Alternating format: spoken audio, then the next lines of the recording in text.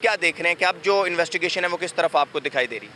Sir, आप मेरा view ज़ाविया लेना चाहते हैं इस पे, मगर मैं कहूँगा जो कि शहरी तो आप भी पाकिस्तान के हैं ना, और एक अक्लमंद इंसान है, देखते हैं तो ऑब्ज़र्व करते हैं। और शहर के तमाम नौजवान, जिसको हम जेनज़ी कहते हैं, जो मुज़ाहरा कर रहे हैं, एक रिपोर्ट आती है एमएलओ की।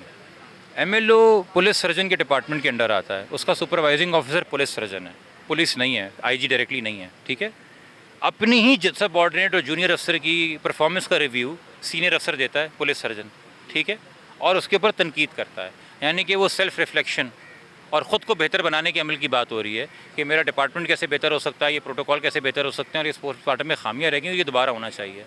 तो उन्होंने उठाया, पुलिस सर्जन ने, पोस्टमार्टम पे एतराज़। जवाब में आईजी सिंध ने उठा दिया पुलिस सर्जन पे एतराज़। क्या पुलिस सर्जन ने किसी डीआईजी की शिकायत की थी, किसी एआईजी की शिकायत की थी, पुलिस की कारकर्दगी की शिकायत की थी? नहीं, वो तो अपने इदारे की और महकमे की और अपने मातहत अफसर की बात कर रही थी। तो क्यों इतनी गिरा गुजरी ये बात आईजी को और एआईजी को कि गैर मुतलका अफसर बात कर रहा है, बगैर पोस्टमार्टम पढ़े बात कर रहा है? आप कूद गए डॉक्टर साहब को डिफेंड करने के लिए और उस पोस्टमार्टम को डिफेंड करने के लिए। आप पर्सनल हो गए। किसके लिए हो गए? रज़ा के लिए तो नहीं हुए, उनके वालिदैन के लिए तो नहीं हुए। अगर होते तो उनके वालिदैन के लिए पिछले 10 दिन में कुछ वक्त निकालते, चाय पीने के लिए नहीं, बताने के लिए। तफ्तीश, जो तफ्तीश रोज़ तोड़ मोड़ के आप मीडिया को बताते हैं, वालिदैन को, मुद्दई को बताने के लिए, उनका बयान लेने के लिए, उनसे सुनने के लिए और उनको दिखाने के लिए कि ये सीसीटीवी देख के आप क्या समझते हैं, ये मैसेज देख के आप क्या समझते हैं, ये फ़ोन कॉल सुन के आप क्या समझते हैं, ये पैगाम और बैंक रिकॉर्ड देख के आप क्या समझते हैं। नहीं, निकाल लो चीज़ें एक जिक्सॉ पज़ल की तरह। कभी पज़ल का ये हिस्सा फेंको आवाम के लिए, आवाम इस डायरेक्शन में निकल जाए। मंडे को ये हुआ था रज़ा के साथ, ट्यूसडे को वो हुआ था रज़ा के साथ, वेडनेसडे को ये हुआ था रज़ा के साथ, और पूरा गोल चक्कर काटती रहे।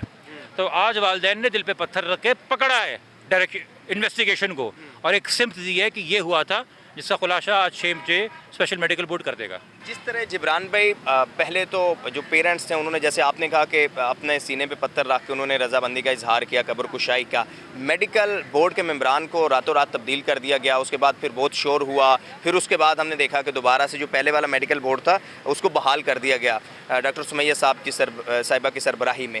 तो ये जो डॉट्स हमें मिलते हैं, आप क्या समझते हैं? और एक ये भी तासुर है कि किसी ताकतवर शख्सियत को शायद बचाने की कोशिश की जा रही है, तो कोई आपके पास कोई मालूमात आई हो ऐसी? वालिदैन को ये शक था, पुलिस की कारकर्दगी ने, रात को 12 बजे हेल्थ मिनिस्ट्री की कार्रवाई ने शक को यकीन नहीं बदल दिया कि कोई बासर तो है जिसको प्रोटेक्ट किया जा रहा है। ये बात आपके सामने है ना, आप मुझसे कितनी बार इसको सुनना चाहेंगे? और कौन से केस में रात 12 बजे बगैर वजह बताए आप दूसरे शहर से डॉक्टर उठा के ले आते और कहते हैं सुबह 9 बजे पहुँच जाएंगे? खड़े भी होंगे और पहुँचे हुए थे। क्यों? किस सिमत लेके जाना चाह रहे थे आप? और क्या, किस तरीके से इसको लेके जाना चाह रहे थे? किसको छुपाना चाह रहे हैं आप? और क्यों हमें मजबूर कर रहे हैं कि ख़ुदकुशी की तरफ जाओ, या किसी आपसी रंजिश की तरफ चले जाओ, या कोई और तमाशा बना लो, या ये भी कहानी बना लो कि रज़ा किसी और की लाश फेंक के चला गया और अपना मर्डर फ्रेम कर रहा है और ज़िंदा है? ये तक अफवाहें फैलाई गई ना। ये सब चूँकि जब आप इतनी सारी चीज़ें तोड़ मोड़ के पेश करते हैं तो अफवाहें जन्म लेती हैं। तो हमने कहा हकीकत पे बेस्ड इंक्वायरी हो, ये नहीं कि ये हुआ था या वो हुआ था। क्या हुआ था इसके जवाब मिल जाएँ। शुरू इन्वेस्टिगेशन होमोसाइड की बॉडी से होती है हमेशा, अगर बॉडी रिकवर हो जाए तो टेक्निकली मेरी नज़र में हकीकी और संजीदा तफ्तीश आज शुरू हुई है। तो आप समझते हैं कि डे 1 से ही इस केस को इसी तरह मैनेज करने की कोशिश की गई? डे 1 से जैसे मैं ये समझता हूँ कि जिन्होंने बॉडी, जिनको मिली, जिस थाने को मिली, उनको पता था किसने फेंकी है, उनको पता था क्यों फेंकी है, उनको पता था इसके पीछे कौन है, और डे 1 से उस थाने को पता था कि कैसे इस केस को हमने घुमाना है, और वही ऊपर तक मैसेज गया है और वही काम हो रहा है।